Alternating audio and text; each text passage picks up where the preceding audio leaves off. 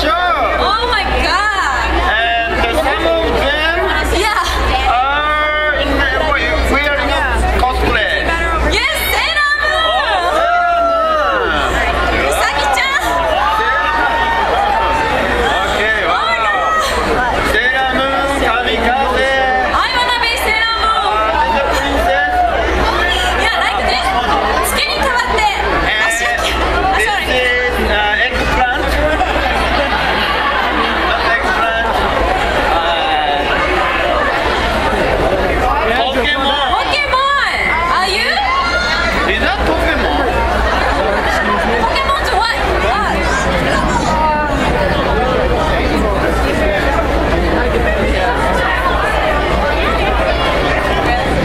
Team leader. Team leader. Oh yeah, team leader. Okay. Who else? I know only Pikachu, sorry. Yeah. Oh, what is that? What? Look at that. What? So big head. What is that?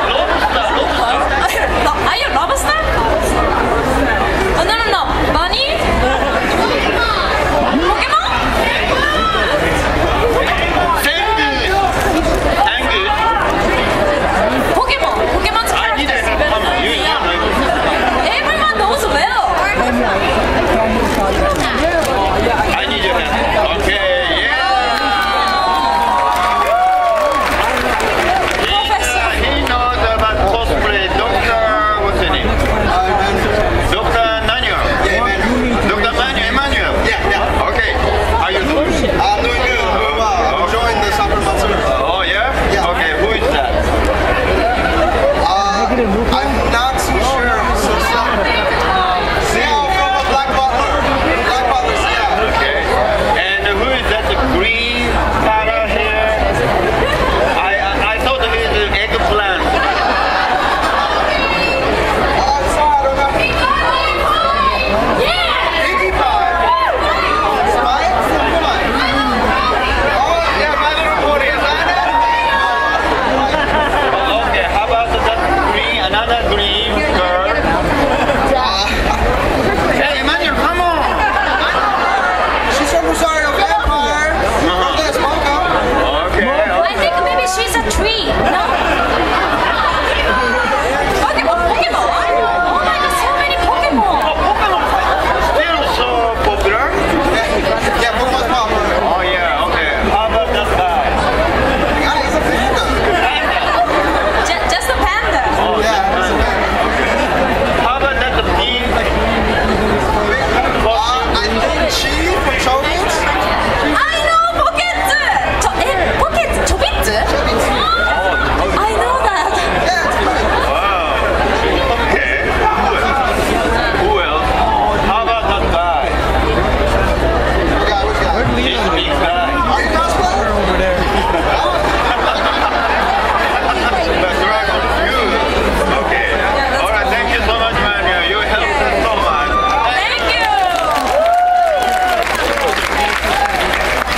Wow. Now, time to introduce the next one. But so let me introduce the producer of this big Sakura Matsuri Festival, Miss Anita Jacob. Hi, what a beautiful weekend we've had. Thank you for being a wonderful audience and coming to the 31st annual Sakura Matsuri Cherry Blossom Festival. So incredibly honored to have such a creative and fabulous crew. I want to thank all of them, all of the volunteers, and all of the BBG staff that made this event possible. And please give it up now for our wonderful MCs, Yorigora and Yoshi Amao.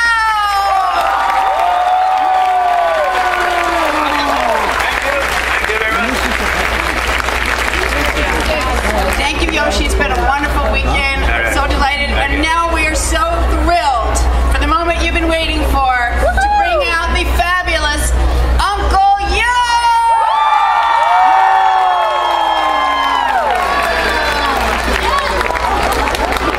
You're sure the man I strive to be someday. Wow. There's more of you than last year. This is even more fantastic. Take a number, get in line. Good afternoon, for sticking around for the tail end of this year's 31st annual Sakura Matsuri. As some of you know, my name's Uncle Yo. I'm a geek-specific stand-up comedian. And what does that mean? I have a very strange side hobby.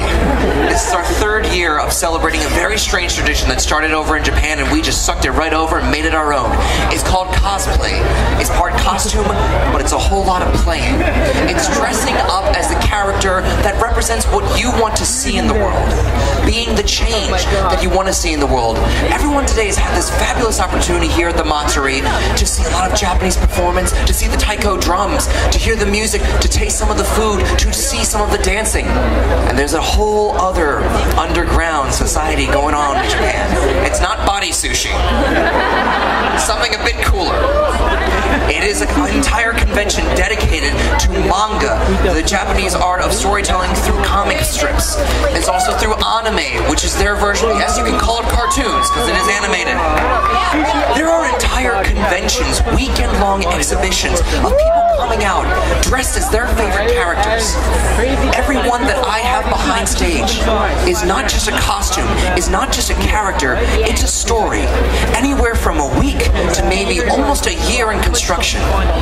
Because I have a showstopper at the end that I promise you is more than meets the eye. Cosplay for me is the embodiment of something unbelievable. It's one of the greatest contributions that we have as people. Creation. It is a passion that never goes out of fashion. Just creating something. Just a line on a paper, what it represents. Taking a character that you saw on a screen somewhere, on an LCD monitor, taking somewhere that you saw online, you saw on a comic strip, you saw on television and thought, I could do that. Making it, wearing it, bringing it out. That's the kind of creation that always motivates me year after year to do these shows. I have backstage, I have ninjas, I have warriors, I have princesses, I have femme fatales, I have people from an age that has never existed and a future that we will one day see, hopefully. Recently got in touch again with a friend of mine from high school who grew up like me, growing up on Saturday morning cartoons, Sunday morning cartoons, as well as every summer that meant a new Disney show, a new Disney movie. She grew up on Disney princesses, always wanting to be the Cinderella, the Snow White. Then she saw one that really struck with her, someone who looked like her, Princess Jasmine. There was an anime convention up in Boston. 2 weeks went by. She goes up, she gets the wig, goes over, well, actually 3 drafts of the wig. The first one accidentally caught fire. That's a different story. She arrives in Boston at Japanese anime convention, decked out as her favorite character from Disney's Aladdin, Princess Jasmine. Took her a while to get the beret right. She was worried about what it made her hips look like, but she was ready. Waiting about 2.5 hours in line to get into the convention, she's greeted by somebody at the door who looks her over and goes, "Why are you here? That's not even Japanese, that's dumb." One thing you never do to a princess is make them crestfallen. So my friend for the rest of the day is wandering around. Great.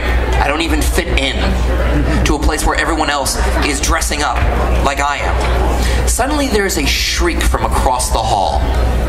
And a little 5-year-old rocket with pigtails streams across the floor and grabs onto her leg. Anybody lose this? Mother comes over, she's just so excited to meet you, Princess Jasmine. After a couple photos, the mother escorts the girl away and whispers, and the girl is screaming, "I met a real princess. I met a real live princess." Those are the moments that I live for at masquerades, that I live for at these costume shows, that I live for at these weird little conventions. Somebody saw something, knew it wasn't real, and said, "I can do that. I can be that. And I'd look good doing it." With that being said, I'd like to introduce you to some of my friends backstage. Ladies and gentlemen, welcome to the 2012 Cosplay Fashion Show here at the Sakura Matsuri in the middle of good old Brooklyn, the Botanic Garden.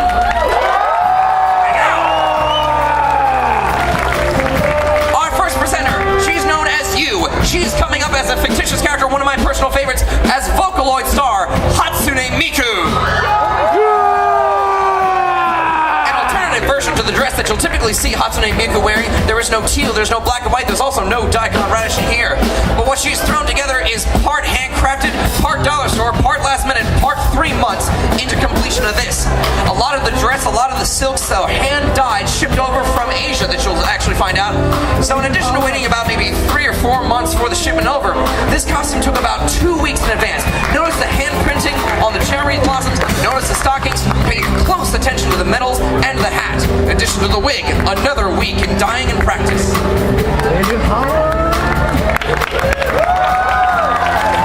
Following right behind her, experienced cosplayer, my friend Katie O'Melia as Euphemia Le Britannia from Lelouch B. Britannia, Code Geass. Stylish and simple pink and white, you see how striking the contrast can be. She's a graphic designer, a part-time theater instructor, as well as delved into everything that I love, musical theater, and part-time participant in area Renaissance fairs. She decided to play peaceful and righteous Princess Euphemia, who right before her tragic ending, close to the end of the first season of Code Geass, one of the amazing anime when it launched off in Adult Swim maybe 3 years ago, she was an inspiring leader trying to pull a war-torn nation together so that the haves and the have-nots coexist together. You'll see a full-boned bodice, hand-sewn over 72 hours. This was customized by her friend Bertie Williams, and after living 5 hours away, she didn't have to herself to use a model. She had to use last-minute strangers, but I think it looks fantastic. She's followed right behind by Mizuki, coming on as Kagamini Lin from the anime Sutsuke Gotsuka. I apologize for mispronunciations. Cosplay for her has made international friends over here in America, from the East Coast, the Midwest, the West Coast, as well as all the way over in the rising east of Japan and China. Cosplays pulled her together through social media, on magazines, on websites as well. Take it over, because that pattern that you see at the bottom was drafted from scratch. The top part is made from silk.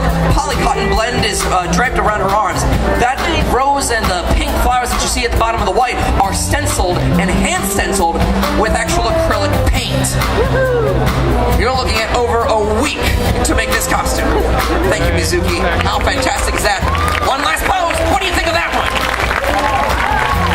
Unbelievable. She is followed by my man himself, Mr. Charles Batterby, as Princess Peach from Mario. Charles is an accomplished cross-dressing cross-player with over 19 years experience, who in his heart and outside, always a princess. And I don't think you'll mind anything. That 4-foot base of the hoop skirt, believe it or not, is based on an original Renaissance design. So what you're seeing is an old Western world brought into an Eastern character, brought back to us here in good old New York, New York. In terms of the tiara, the parasol, gotta tell you, Princess, you look fantastic. One of Charles' first stories, that his first ever cosplay at the Comic-Con, when he came on as Michelle Pfeiffer's Catwoman and was asked to leave. He broke into their hotels and stole all their diamonds, proving that he has 9 lives going for him. And give it up for Charles Batterby.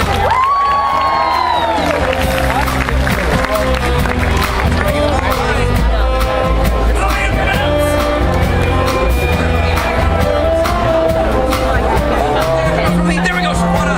I'm so sorry. Shaquana Banks is coming on as both Dion and Leah Devamont from the anime Le Chevalier d'Eon. It is French Revolution with zombies. There is nothing wrong with that. She wanted to come as one character, then she wanted to come as 2, so she decided, I'm going to be both at the same time.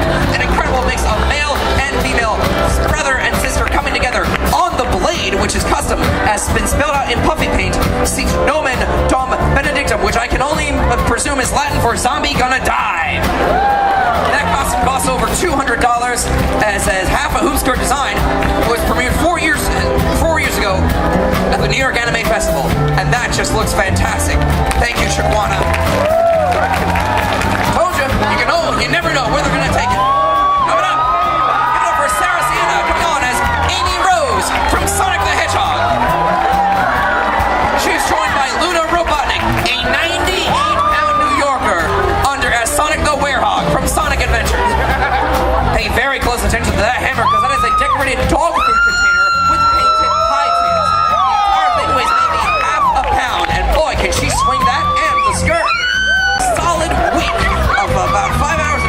the boots, working on the skirt, and was premiered at Comic-Con earlier this year. This was a mother-daughter collaboration, and she could not bring it together without the help of her mother. Somebody has broke the Starbucks. We don't see Tails. I don't see Knuckles. It's my man originally, the blue speedster himself, Sonic the Werehog. Sonic the Hedgehog goes dark in this version of the game. Now what you're looking at is about $1,000 worth of fluff. Originally debuted in 2010 at the Comic-Con.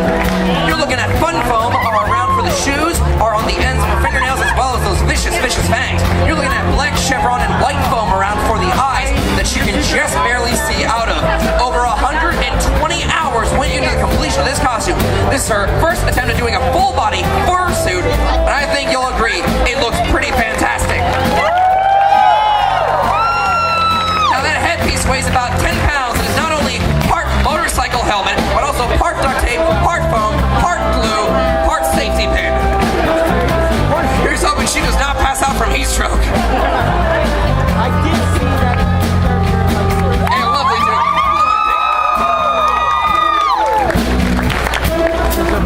They are followed by cosplay veteran Elizabeth Fong. I'd like to bring her on as Leah de Beaumont from the anime Le Chevalier d'Eon.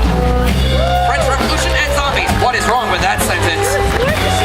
Now the original dress that you'll see is recycled from an old hoop skirt from a previous costume that won her best in show a few years ago. The chemise is a very special fabric that you'll notice in the bows. You'll notice the blue and the white lace. This is an 18th century style corset, along with pockets that have been built into the hoops, because the princess needs her snacks. You'll notice that the quilted petticoat beneath, well actually she's hiding the quilted petticoat. Most of this costume is even beneath what you see. You're talking about an 82 pieces of original boning, 24 hand-stitched eyelets along the skirt alone. This is 10 yards of silk draped Polonaise style. Thank you, Elizabeth. You've seen her perform with Japanese pop star Bernie Memorial. You've seen her as the maids popping around. She is Erika Kote, and she's coming on as Ronka Lee from Macross Frontier, one of my favorite giant robot anime series. She's a shy, quiet, but strong-willed and determined pop star wannabe who follows in the footsteps of a mighty intergalactic pop star named Cheryl. Her story, she is able to pull fans and friends together despite the conflict and the cosmic battle going on around her with giant robots. Robots are awesome. Throw that out there. This costume was premiered at Anime Next and Comic-Con from the last year. Usually Lolita, you have to admit, she does the skirt justice. We love you, Erica! Fantastic. How you're holding up in those shoes is anyone's mystery. She's followed right behind. Please give it up for Mama.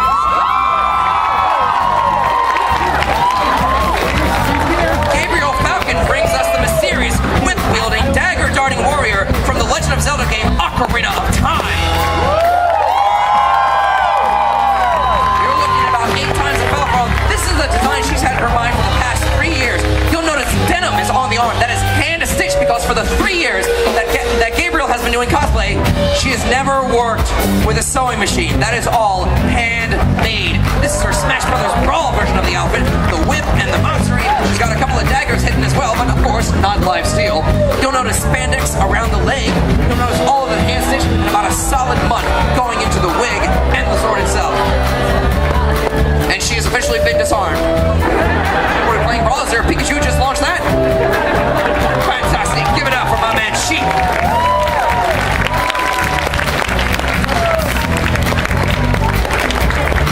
Huddle.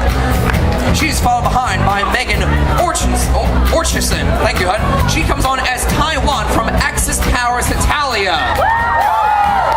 This is all handmade, hand-stitched. She comes on as Taiwan. Now, Taiwan is an anthropomorphic character who symbolizes and represents the entire nation of Taiwan during when this anime series takes place in the 1940s. She's stylish to the fans. She's fantastic, wielding those like Katana from Mortal Kombat.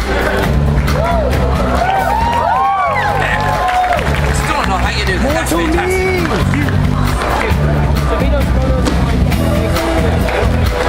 You gotta love it. It's like a cherry blossom in a skirt. She is followed behind by Hannah Terry as the Alatreon armor from Monster Hunter. This, believe it or not, is the cosplay veteran's first attempt at using armor. This is our first time. This incredibly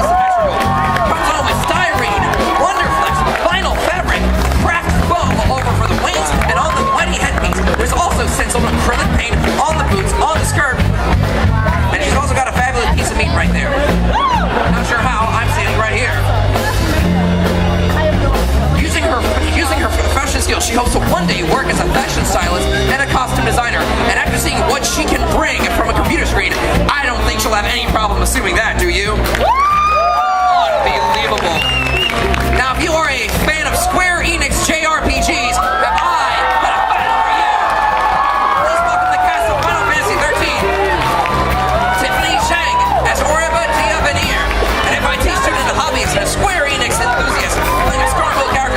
She's followed behind by Gene Jarvis as Saj Kasseroy, one of my favorites. Sally Feng comes in as Ali Mew and Lightning, and Annie Zhang comes over as Sarah Fallon from Final Fantasy 13. Best movie I ever played. Online, very proud history is coming over from Japan, especially from RPG video games. These four designed to come on as a four-man powerhouse, as actually the only party I used in that game. You'll notice that sword is foam core wood, 10 plus hours, over 5 coats of paint, originally decked out in Adobe Illustrator. All made by one person. Team, strike the pose. They are yours.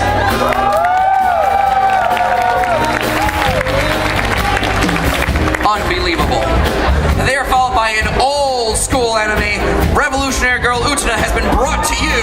Girl Scout Utena by my friend Dokudel. Dokudel's been cosplaying for almost the past 12 years and has achieved master level after winning various masquerades and competitions. She's a strong, sword-swinging female. Why? Because it is a love story between two girls. Really? Yeah. That's what makes it a fantastic show. This is her first attempt at doing a poopy dress and the most I've ever seen her wear on stage. This was her first time wheeling a poopy skirt, and she just tossed that like she's in a mask. In a 2-week process getting the wig together, gluing the headpiece together. This has been her dream cosplay, and she's finally, after 12 years, achieved it for all of you. Now, I don't know if I've got any Autobots or Decepticons in the audience, but I told you, I had a finale you wouldn't believe. Ladies and gentlemen, please welcome Brooklyn Bumblebee, Peter Hawkins.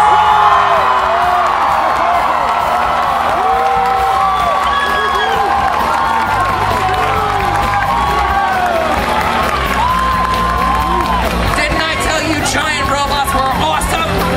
Over 375 hours. That costume weighs 5 pounds less than the man under it at 145 pounds. www.brooklynbumblebee.com, because you will not believe your eyes. This is the man in disguise. Notice, he has decided to take, okay, you won't believe this, everything, including the kitchen sink to make this costume.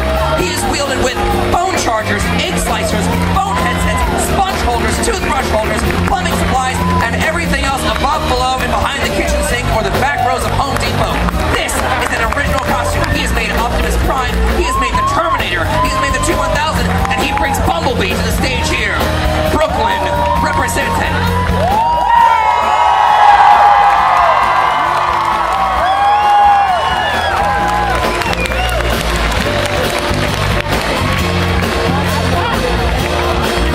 Oh my God, we had a robot!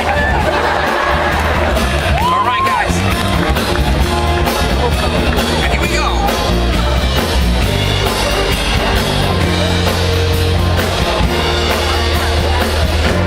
I'm not satisfied, and I know you guys aren't satisfied until we get the curtain call, until we get all of our cosplayers back up here for one final round.